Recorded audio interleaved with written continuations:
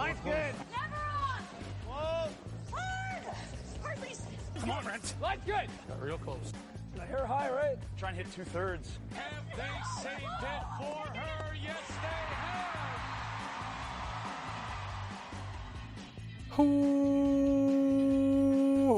Welcome to Game of Stones, everybody. I am Sean Graham Scott. Alongside, as always, hello, Scott. Sean, what's up? I wanted to say to everybody, we'll start the show with a fun little thing. I got a calendar for Christmas, Sean, of life hacks. Okay. Every day I get a different life hack. All right. So I'll read the one for today. All right. When you sign up for something online, enter the website's name as your middle name. That way, when you receive spam emails, you will know who sold your information. Oh, that's clever. That's the best one I've gotten so far. That's really good. I like it. So that's a really good one. Free tip out there for all of you. That's a good hack. Great hack. Yeah. One of my favorite life hacks I ever got was that it's okay to steal stuff from like the Salvation Army store because they didn't pay for it. You know. There you go.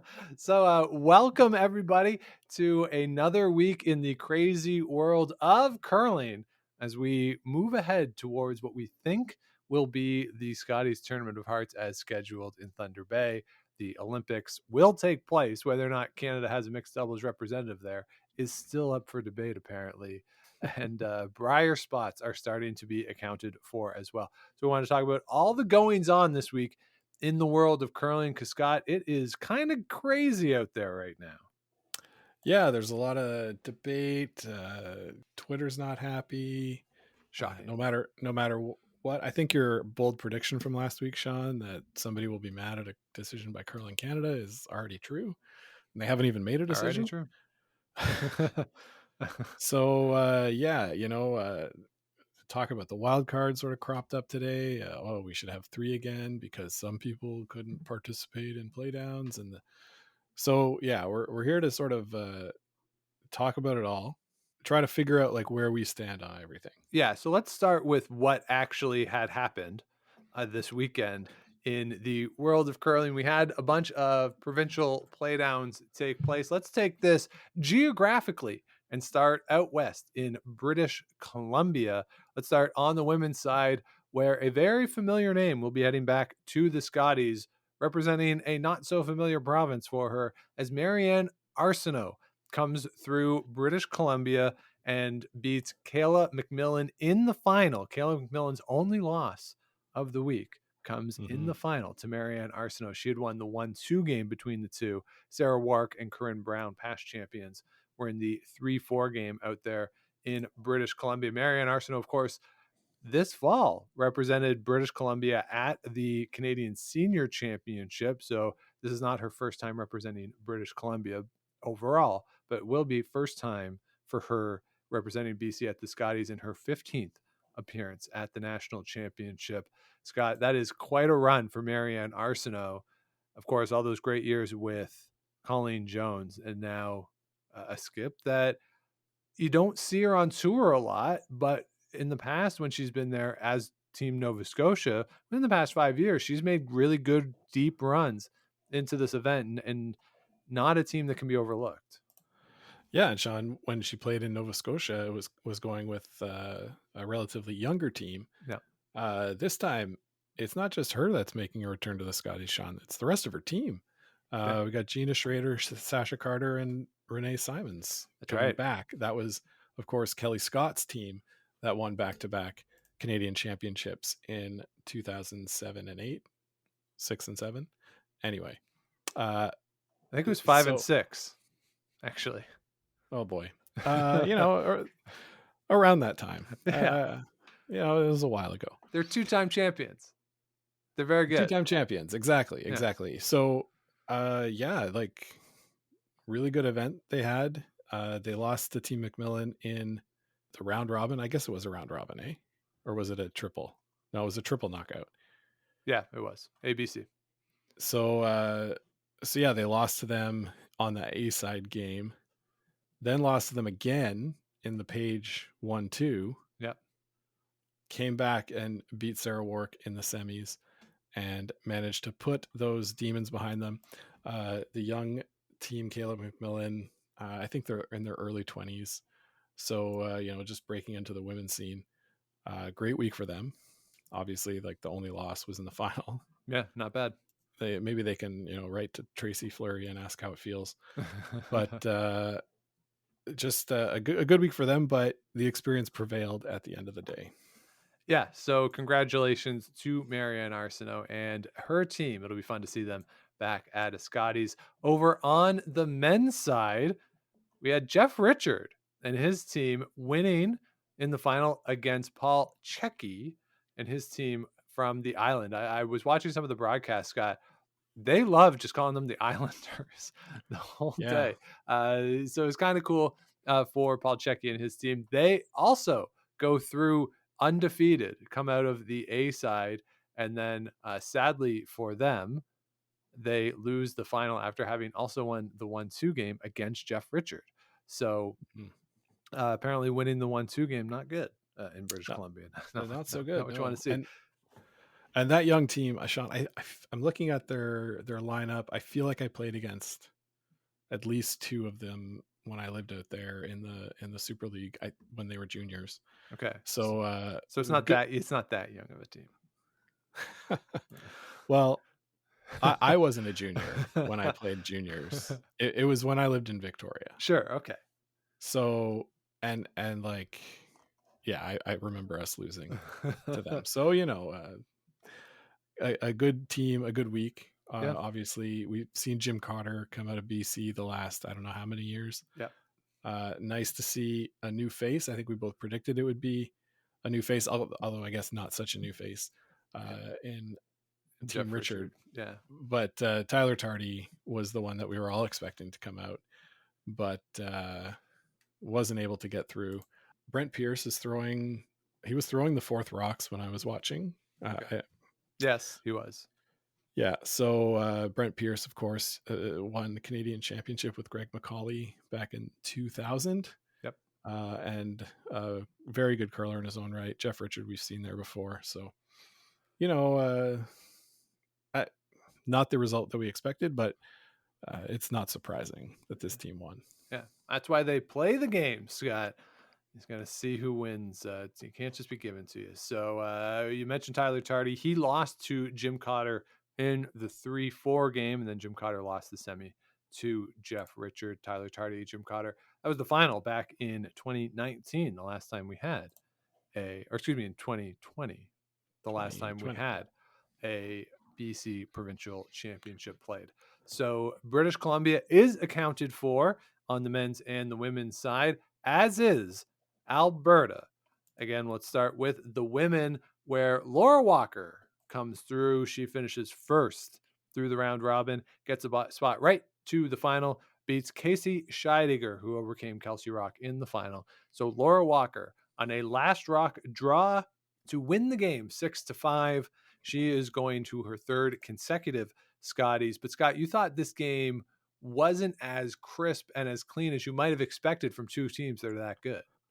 Yeah, Team Scheidegger was so good all week, and then they seemed a bit unsure of themselves. I'm thinking specifically the seventh end when they had Hammer and they were down 1, I think. And Casey was very much, they were peeling guards. Walker had one like in the back of the house, and they were just throwing up center guards, and they were peeling. And Scheidegger felt like, no, I want to peel the guard because I'm okay taking one. Right. So yeah. And they were actually tied at that point. It was a 3-3 game at that point. Yes, I'm looking at the line score now. Yeah. You're right. A 3-3 tie. So to me, that was a bit of a mismanagement. They had a chance with Carrie Ann's last to go behind the guard, try to make a push to get 2. To me, in the seventh end, you want to either blank or score 2. Playing the peel that she decided to play with Carrie Ann's last left them only 2 shots or two rocks to try and score 2 points, which is really tough against a team as good as Laura Walker. Mm-hmm. So I didn't really like that call. Walker comes back, gets her 2 in the 8th, which ends up, being the difference. And then when they're trying to steal in the 9th, Carrie Ann missed I think she threw one right through. So maybe she missed a peel in the ninth too. Like it was just not the level that I was expecting given what I'd watched all week. Right. And of course, these were available all week on YouTube, which was great. Absolutely. Super fun that these events are available. And then that was broadcast yesterday by Sportsnet as well. Yes. I had it on my phone while I was watching football at the same time. So. Yeah. So if you look at the standings too, there was a clear separation over the course of the week. 7-game round robin with the 8 teams. Walker, Scheidegger, and Rock all finished 6-1. And everyone else knowing better at 3 and 4. So it really was clear that those were the 3 best teams over the course of the week. A little surprised, maybe Selena Sturmey down there at 2 and 5. She's somebody who has represented Canada at the university level before, a strong player. But going into the week, you might have said those are the 3 top. Yeah, and on the last draw, it was Kelsey Rock got a 3-bagger in the 10th to beat Casey Scheidegger. I was watching that game. And then I went to get dinner and it ended. and I sort of thought, okay, well, she's got it in hand, right? Like she was up 2. Scheidegger was up 2 in the 10th. Right. Without, but you don't really expect a 3 there. So, and that cost them the bye straight to the final, right? They were 6-0 at that point. Yep. And the loss dropped them down and went to a last stone draw tiebreaker, which Laura Walker's team had the advantage for. And there you go. You have to play an extra game, a little more tired. Who knows? Makes it harder for sure. I think we could point to that as maybe the turning point. Yeah, as they all did split against each other. So so congratulations to Laura Walker, as I said, making her 3rd straight appearance at Scotties, and she definitely improved from year 1. See if she can make another jump here in year number 3. Over on the men's side, the Boston Pizza Cup, which was played without the normal Boston Pizza symbols everywhere, which I'm not upset about. You have another familiar face heading back to the Brier. Kevin Cooey comes through. He was first through the round robin, beats Jeremy Hardy in the 1-2 game, and Jeremy Hardy goes on to lose to Ted Appleman, who has a pretty good game with Kevin Cooey, but cannot pull it out. Ted Appleman, a guy who I got to say, like, I root for him to win one of these.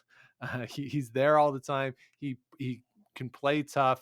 If he was in a different province, he probably would have been there already. But a guy who, when you see him in this event, he's not an easy out. He's really making everybody work. But Kevin Cooey is Kevin Cooey, and those guys will be heading back to the Brier. They will be the home team once we get to March. Yeah, the home team for Team Cooey. Really, the team I was looking at this whole week was Jeremy Hardy. I think they were the best team other than Cooey in the field. I'm looking at their games that they won. Yeah, they won their first by 5, their next by 5, the next by 6, and against Carson Sturmey they won by 6 as well. So their only loss in going through the A side, they lost to Cooey, and then came through the B side, lost the 1-2 to Cooey, and then lost to Appleman, like you said. So they were beating everybody else like very handily. And if you want to talk about beating other teams handily, Kevin Cooey 5-0 through this event. I think that they scored a lot. Let's see, 15, 24, 34. They scored 42 points. 42, and they gave up 14. So pretty good. 12 points a game for versus 4 against. Like, you're going to win a lot like that.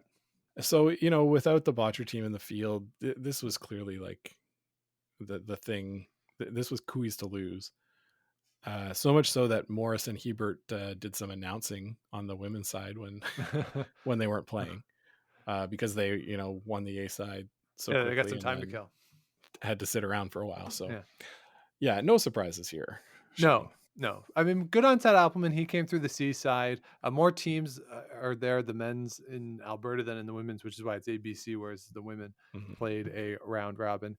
So for Appleman to come through the C side, good job by him. He lost to Carson Sturmey twice during the ABC. Lost to him in the A side, lost to him in the B side, then beat him in the playoffs. So good job there by Ted Hoffman. Good week for Carson Sturmey to make it to the playoffs there. Those are probably the 4 teams going into the week that you would have thought would have been there at the end into the playoffs.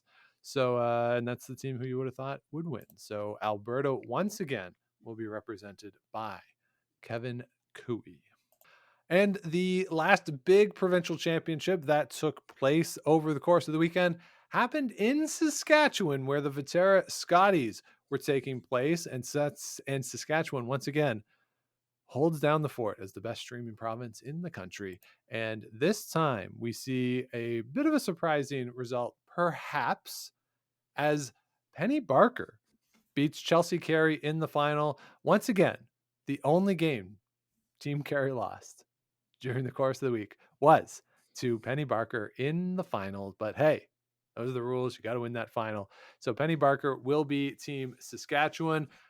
Robin Silvernagel and Amber Holland round out the playoff field, with Amber Holland knocking Robin Silvernagel out and then losing to Penny Barker in that semifinal. Scott, this is really fun. I like Penny Barker. I'm a fan of hers. They have some experience. It'll be fun to see how they can hold up in this field, as now that it is taking shape, for who will be there. I don't know if they'll be considered a main threat, but I also wouldn't be surprised to see them look up Friday morning and they got a chance to make the playoffs. Maybe. Yeah, been there before. Yeah. You're right. Some rookies, I think, on this team. Christy Gamble, I believe Megan, who plays with us, said that she played with her at McGill. That's right. Back in the day, not too long ago. And also not a young player. So pretty fun for her to be going. I think, Sean, did you want to watch Chelsea Carey represent Saskatchewan at the Scotties? It didn't bother me. I wanted to, because I wanted to see Chelsea Carey in FU mode. Of like, okay, I'll go find a team. I'll go find a province that I can win in. Yeah. And, like, she did dominate the whole week.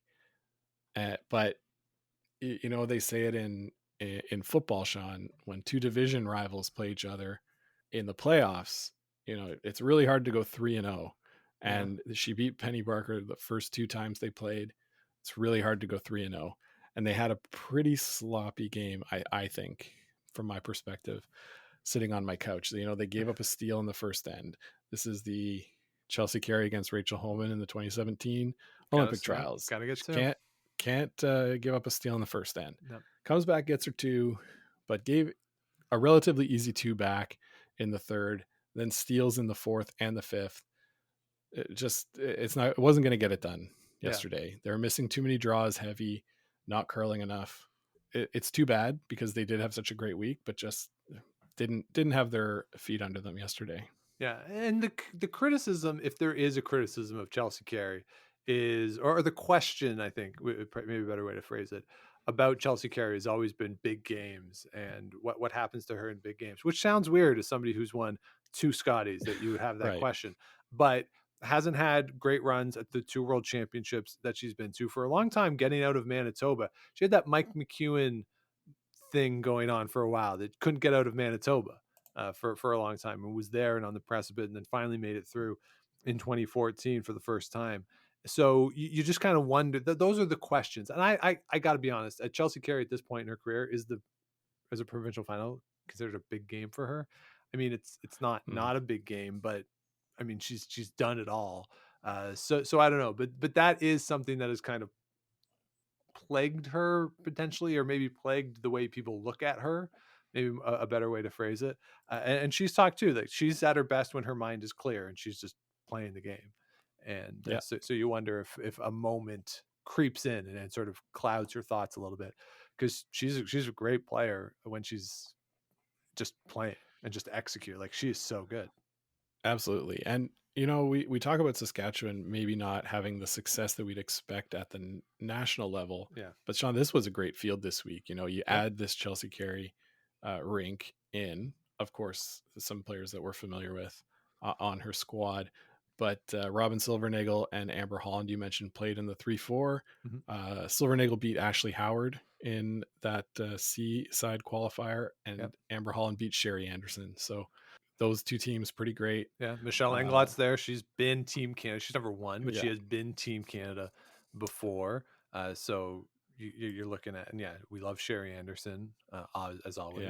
So this is a good field for sure. Yeah, pretty good field. So no shame. Nope. In the loss, but it would have been nice to see Chelsea Carey there. I think maybe we talk about this now. Yeah.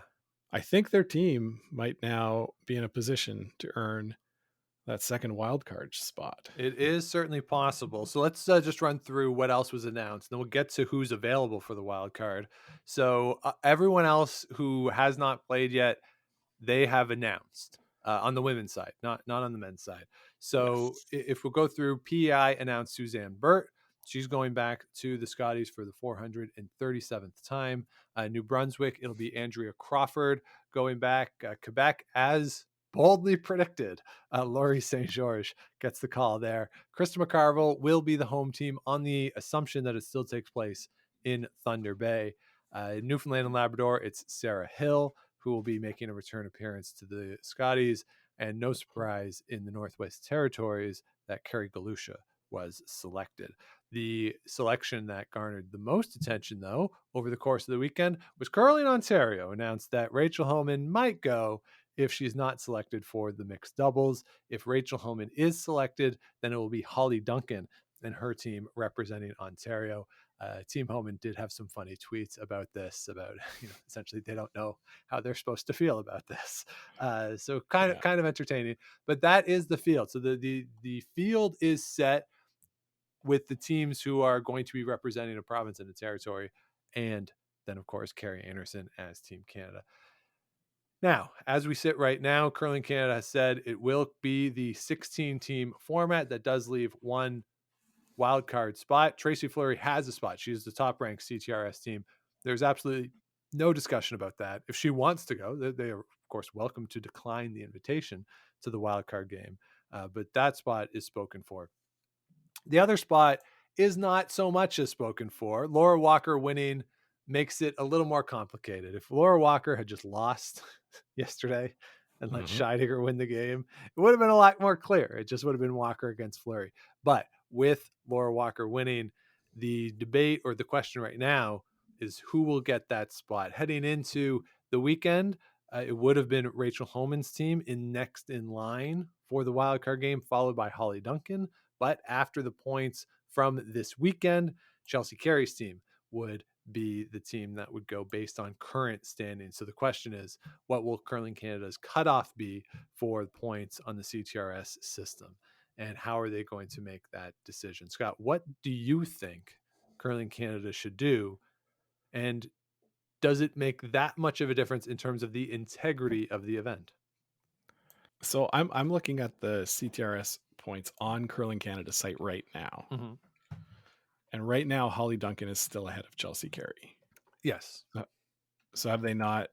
No, this was done. No, this was done by, and forgive me because I don't remember who it was, but somebody uploaded or updated the CTRS points based off what would be awarded from the provincials.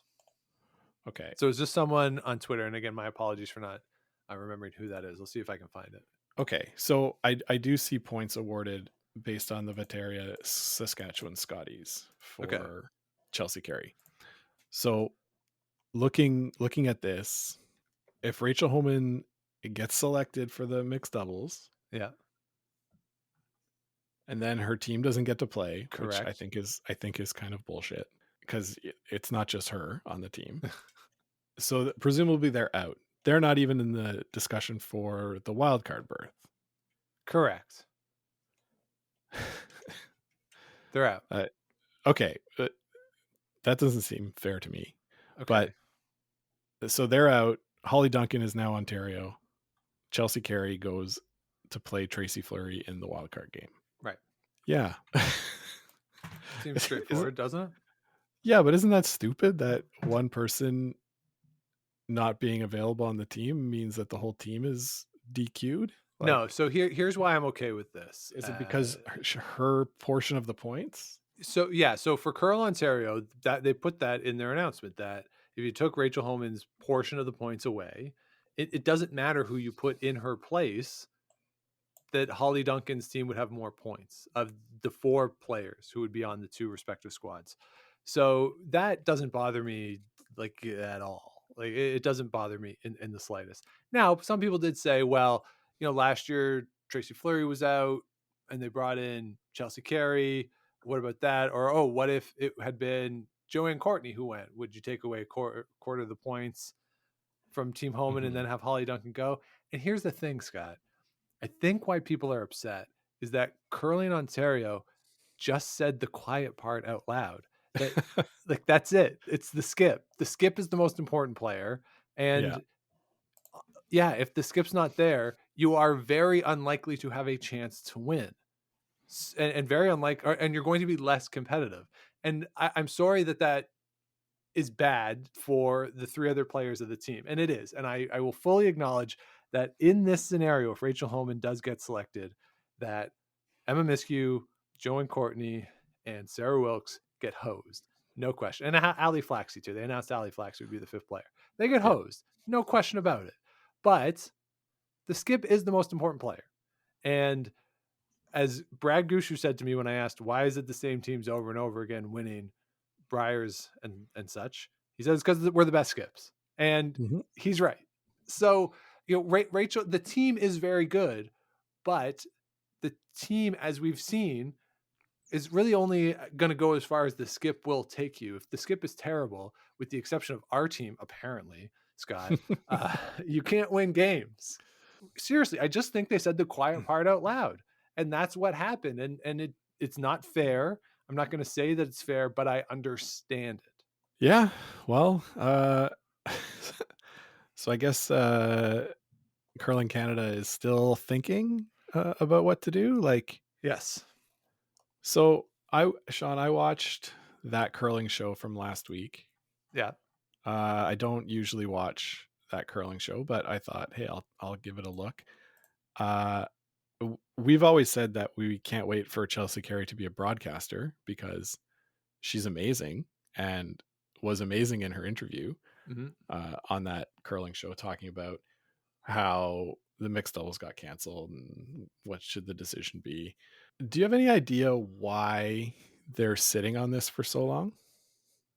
I don't know, but my best guess would be that it does have to be approved in part through the COC. They do have to get all the paperwork done. The players certainly have to agree, and the quarantine requirements and all that has to be done. So a part of me wonders if they're just waiting to make the announcement until like it's firm and that the players might know already. Now, Devin Haru tweeted today that he can confirm that the players don't know yet, but the players could also just lie to him when he asks. Like it's possible, right? But he's a good reporter, so I'll trust that is not the case. That the players don't yet know who it's going to be, and that's kind of a bummer. But that's all I can think of is that those hurdles that wouldn't exist if you had an actual play down, if you had teams playing, because there's no debate at that point. They won, they go. Yeah. Now you have maybe potentially extra steps to go through. That's the only thing I can think of with that side of it. The other thing is maybe Jeff Stoughton is actually just going to pick himself and just be like, what the hell with it? I'm going, of course it's not going to happen. But so I honestly don't know. They should make the decision. They should make the announcement and just deal with the rage that is going to come to them, because it doesn't matter who they pick. Really. Yeah. It really doesn't matter. Like there's just nobody who you could pick. It could be Sandra Schmirler and Don Duguid, and people would be like, no. So, whatever it is whatever flack you're going to get from it, just sort of take it and just make the decision. Yeah. And I'm going to go back to what Chelsea Carey said, that the trials are not far enough in front of the Olympics. For the mixed doubles, it seems obvious to me. I think I've pushed back a bit on moving the team trials earlier in the season, just because the summertime there's less ice to practice and to be in full form, right?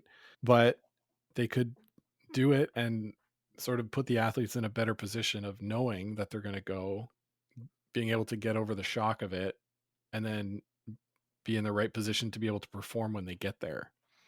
You know, there is like there is something to the psychology of, holy crap, we just accomplished our dream that we've been working 4 years for. Yeah.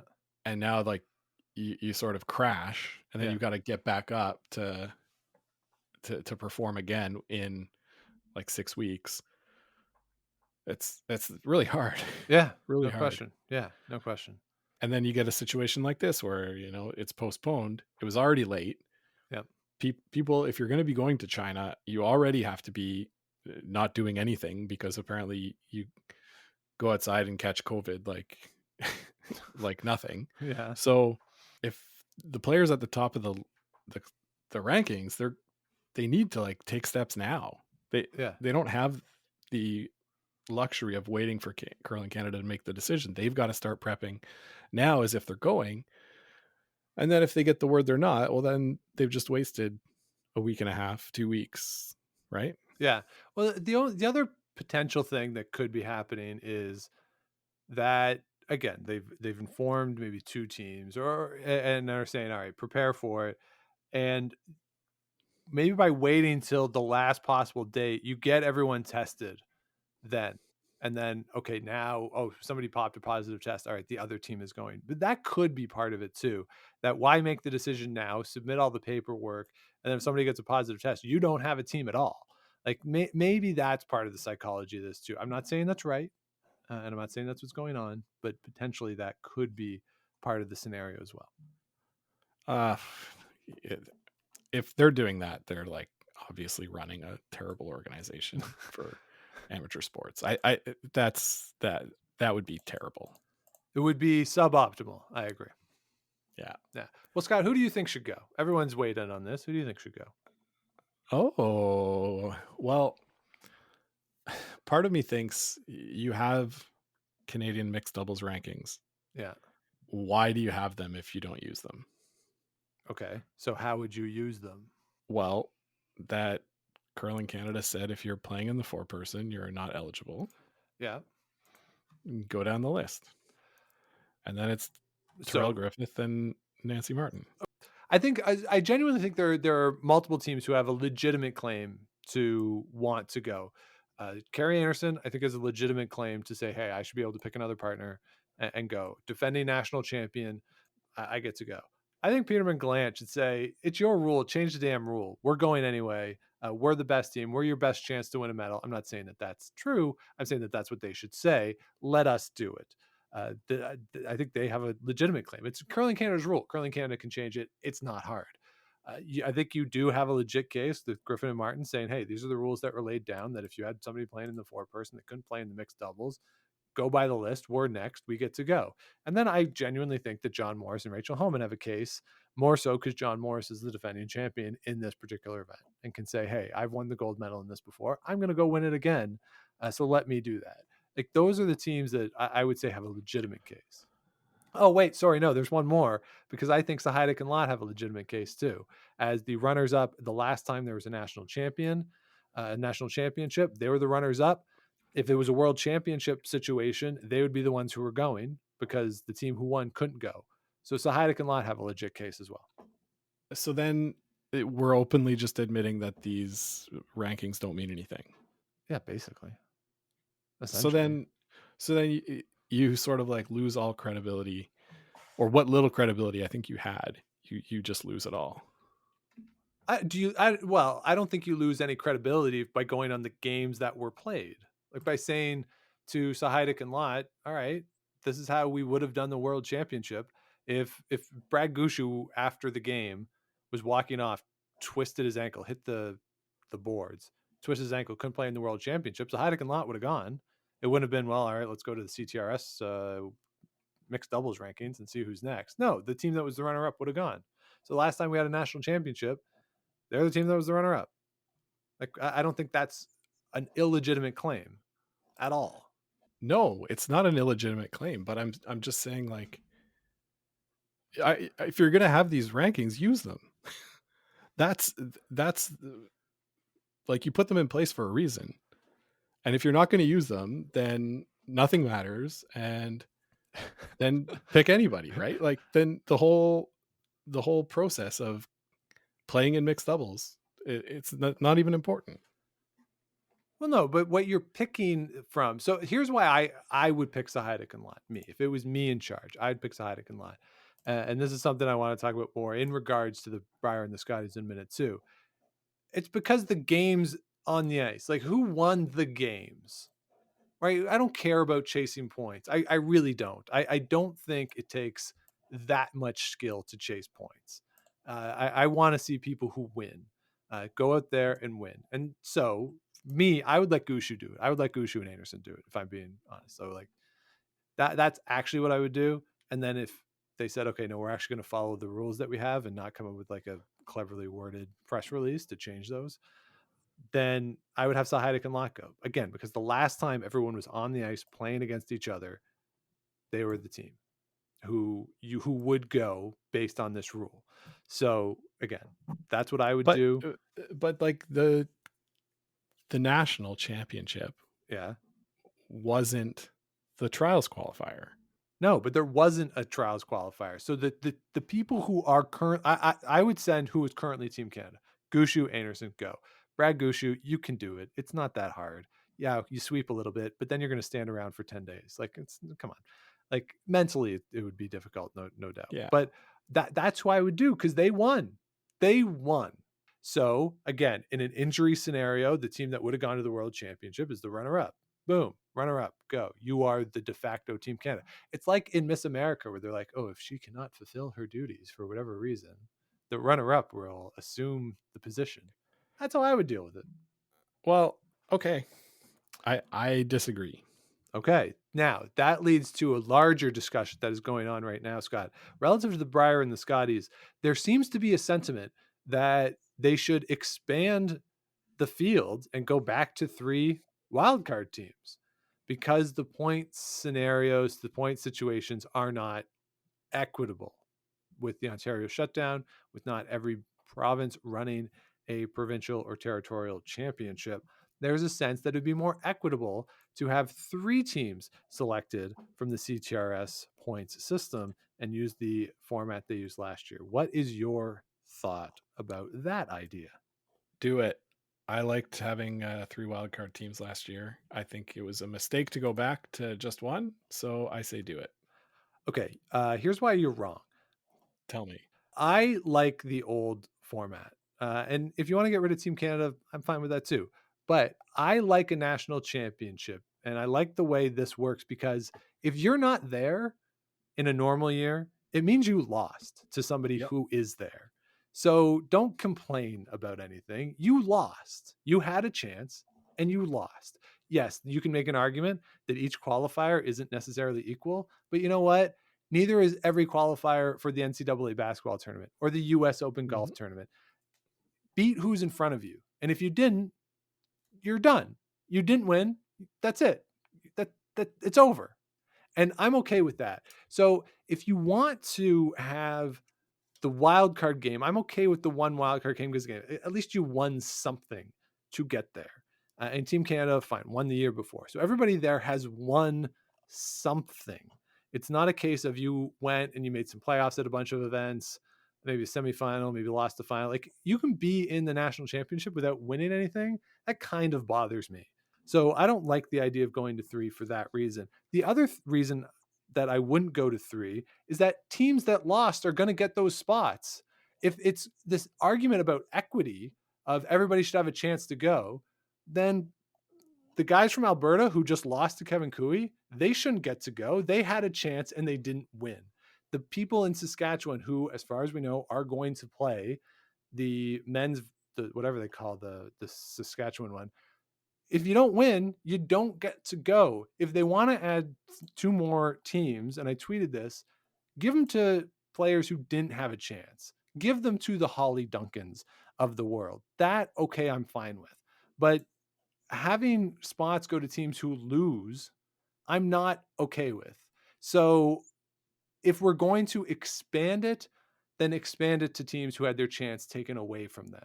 And also get off my lawn. Old man yells at cloud. Yeah. Well, Sean, I get that for sure. And last year was the case, right? Mm-hmm. Nobody got a chance to play. If you want to give it to the teams that, it's only in places where they canceled the championships, fine. But like, you're telling me you wouldn't want to see Tyler Tardy at the event? Like, No, he lost. He lost. yeah. Yeah. I like the idea of you earn your way there by winning something. That's what I like. And I'll be honest, it does kind of bother me sometimes when I look at, say, again, if I can make a reference to the NCAA basketball tournament, I would like it if only teams that win their conference championship are able to play. Because if you didn't win the conference championship, you can win the national. No, like, it's a progression here. So you got to win something.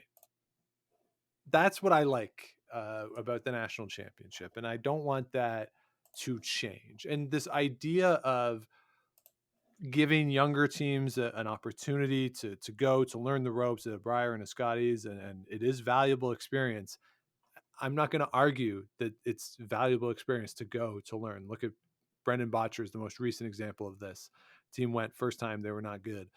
Come back and get better and better. And there's value in that. Gushu, his career is a testament to the value of experience and going over and over again. But they also won stuff to get there. They won their way there. It wasn't given to them based off of points. To me, the most equitable way to fill out a field for a national championship is to say anybody can sign up, go play, and whoever comes out of the regions wins. That, to me, is the most equitable. It's not giving spots to teams who played in a bunch of cash deals over the course of the winter. Okay, so let's like take a view of that and go through the list and see who would make it in a 3-team field that was only awarded to provinces that didn't play. Okay. I like this. Okay, so no, I would, the 2 additional spots. If we're making a change for this year, I would say it's the 2 additional spots. So Tracy Fleury still gets to go? Yeah, Tracy's Fleury will play against somebody. So I pulled it up too. So the world rankings with the Saskatchewan and Alberta Scotties, Chelsea Carey is ahead of Rachel Homan and Holly Duncan. So, okay. So as it would sit right now, it would be Tracy Fleury playing against Chelsea Carey in a wild card game. That, okay, I'm fine with. Right. But in say the other world where these 2 extra spots. Yeah. So that's one spot. That's one spot. So then 2 more. Yeah. I'm so scrolling. It'd be Rachel Homan and Holly Duncan. Yeah. Would get. Well, one of those 2 is going to be Ontario. Okay. So who's next then?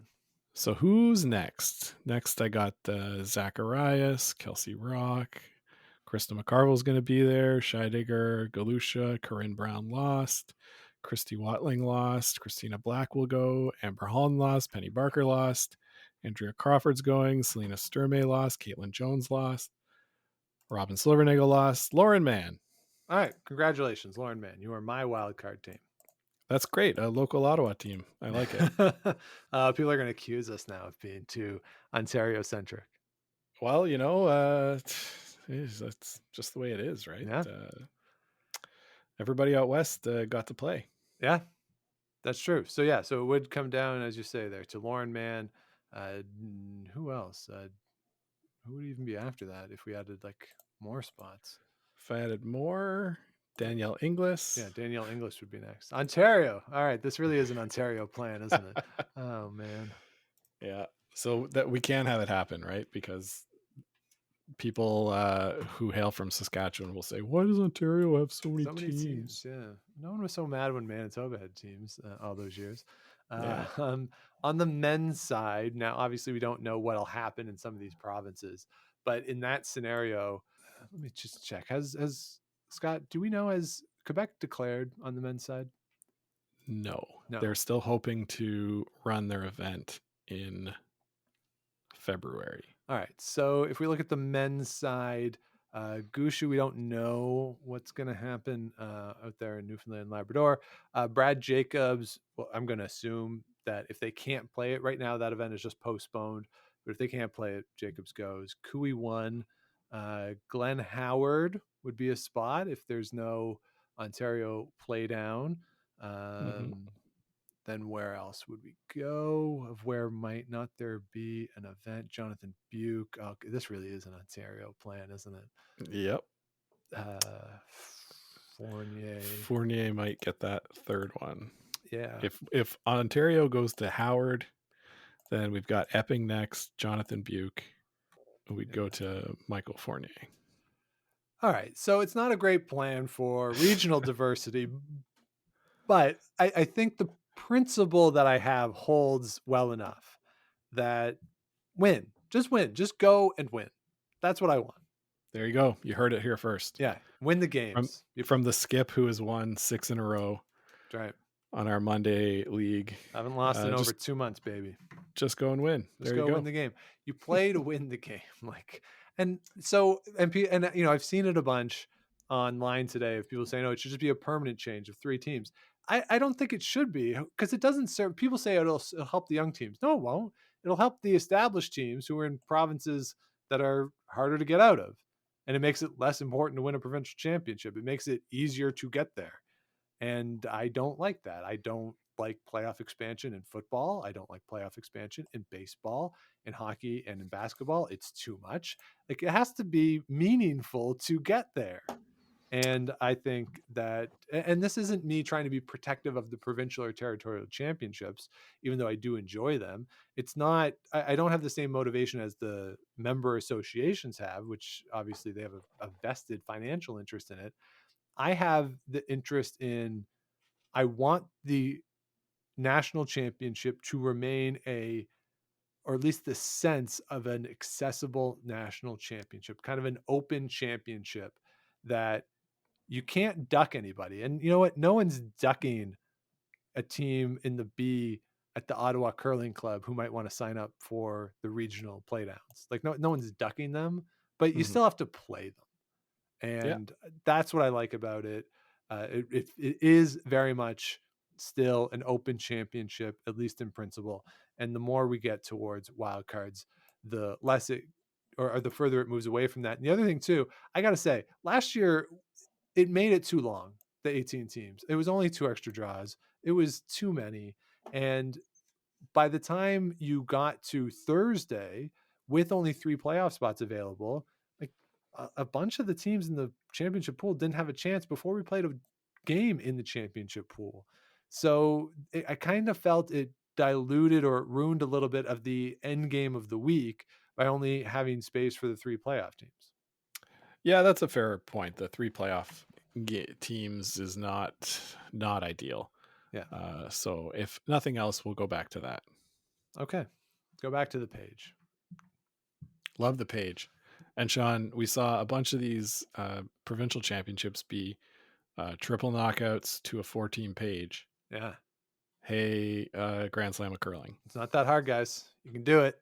I have faith in you. You can still get 4 games on the ice at once. Yeah, you can still do it out. Around the ice coverage. It's possible.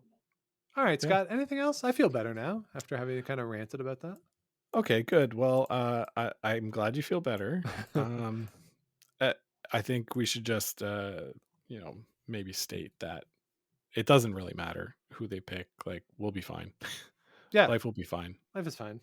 Life will move on. It's just sports. Yeah. But, hopefully everybody gets the chance to watch their preferred curlers play either at the Olympics or at a national championship. And hopefully we get curling on our TVs. That's the most important thing. That's right. The entertainment value of curling. I mean, the health and well-being of everybody, but hopefully we're able to have an event. Right. Other than the obvious main concerns. Yeah. The main concern is from the entertainment side that we have.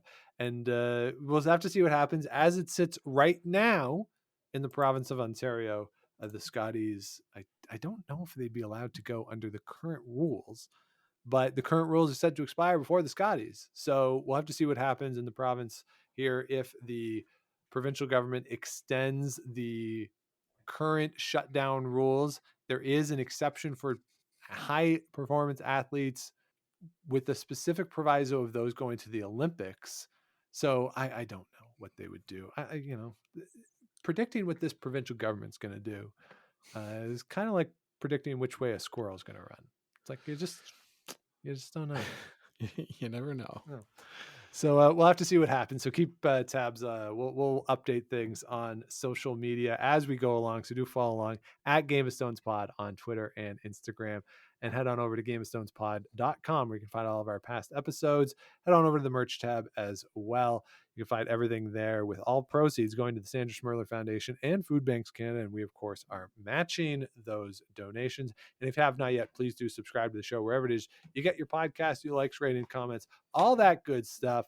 And, of course, if you think I'm an idiot for my take on the Canadian National Curling Championships, Game of Stone podcast at gmail.com or on social media. Let me know why you think I am incorrect on that. Or if you think I'm right, you can reach out too. It'd be fun. But usually people just want to say you're an idiot. So, that's what I expect. Fair. Yeah. All right, so that will do it for this week. Lots of news out there. So we appreciate you listening, following along here. This went longer than I expected, Scott, I got to say. Yeah, me too. Me too. But it's fun. Fun to talk. Yeah, so in the next few weeks, we are going to start to lean in to the Olympic Games. We've got some stuff in the hopper, and we will be getting set for all the fun and frivolity that is scheduled to take place in Beijing. Next month, of course, we have the Scotties scheduled to take place before then. So do follow along. It should be a very fun ride over the next 6 weeks or so. So we'll be back with you again next week. But until then, keep those brooms on the ice and don't dump that intern. Make the final.